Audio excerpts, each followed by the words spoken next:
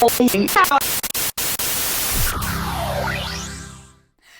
and welcome to another episode of Humans in 5. It's just me this week, but today's topic is one that quite a few of you may identify with. In fact, about half of you might know just what I'm talking about. The COVID-19 pandemic has absolutely got our bodies in a tizzy.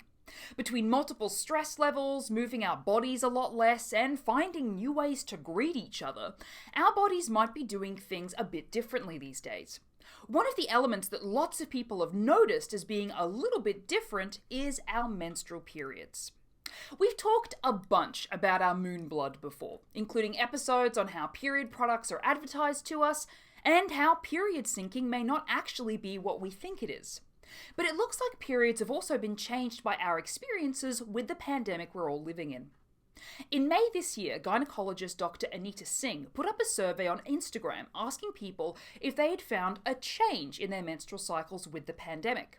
65% of respondents said they did notice a change in their cycles, including a longer period and more mood swings than before.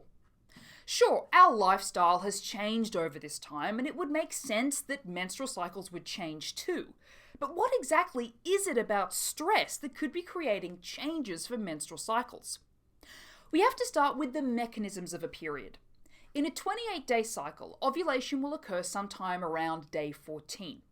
The empty follicle from which the egg pops out will form something called a corpus luteum, which is a temporary gland that produces high levels of the hormone progesterone and lower levels of the hormone estrogen to prepare the uterus for pregnancy if the egg isn't fertilized. If it isn't fertilized, the corpus luteum breaks down, causing progesterone and estrogen levels to fall. This begins about a week before the period on around day 21. Now, the drop in progesterone and estrogen levels can affect chemicals relating to our mood, like serotonin, which stabilizes our mood and our feelings of happiness. Many people describe getting their good moods back once they've started menstruating.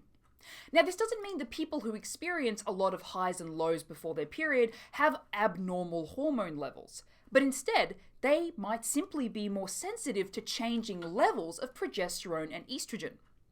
A National Institute of Health study in the USA found that there may be genetic differences between people that impact how sensitive they are to changes in hormones that are active during menstruation.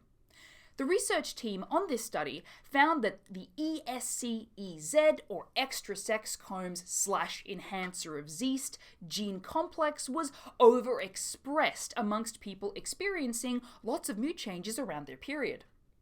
Now, it might be that our experiences of period pain are also changing with these stressful times. Period pain is commonly a result of the uterus contracting to better shed its lining, and it's been found to increase when we're stressed, with some studies showing that period pain is sharper for people working in jobs with little support or with low job security. And if there was ever a time that we're feeling some work-related stress, this is probably it. As always, it's best to check with a medical professional if you're in more pain than usual when it comes to your period.